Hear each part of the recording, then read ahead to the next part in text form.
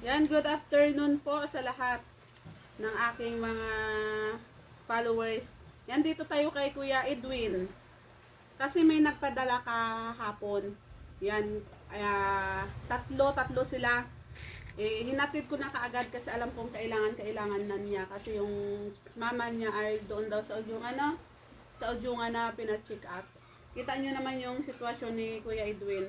May nagpadala si Ideal Dawn Pimentel Goro. Ayan, 500. 500. Sa kay Auntie Myla, yan isa sa ating kaibigan dito sa social media. Pulis siya, taga Perol. Yan, thank you so much, Auntie Myla, 500 din.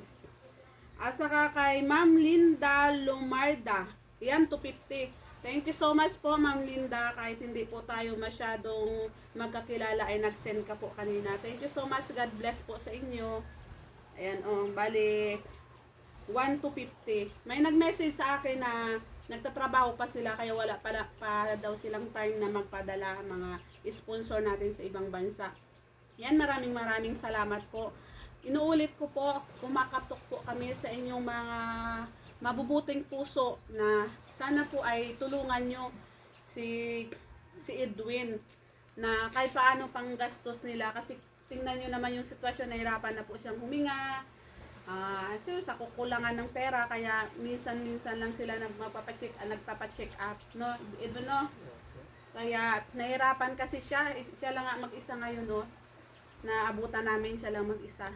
Yan, sana kahit 20, 50, 100, kahit kunting halaga guys, tatanggapin namin yan. I-comment ko lang, i-pin ko lang sa comment section yung Gcash ko, kasi pag nagpadala kayo, ihatid ka agad namin kasi kailangan talaga nila.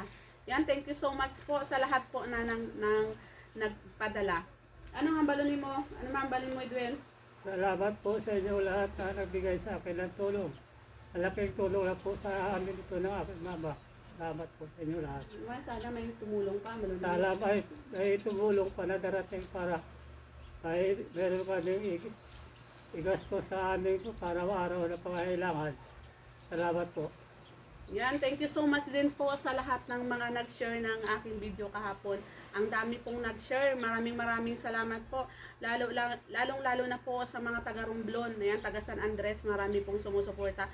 Thank you so much po sa lahat-lahat, sa mga nag-send ng star. Thank you so much din po. Malaking tulong po yan sa ating mga tinutulungan.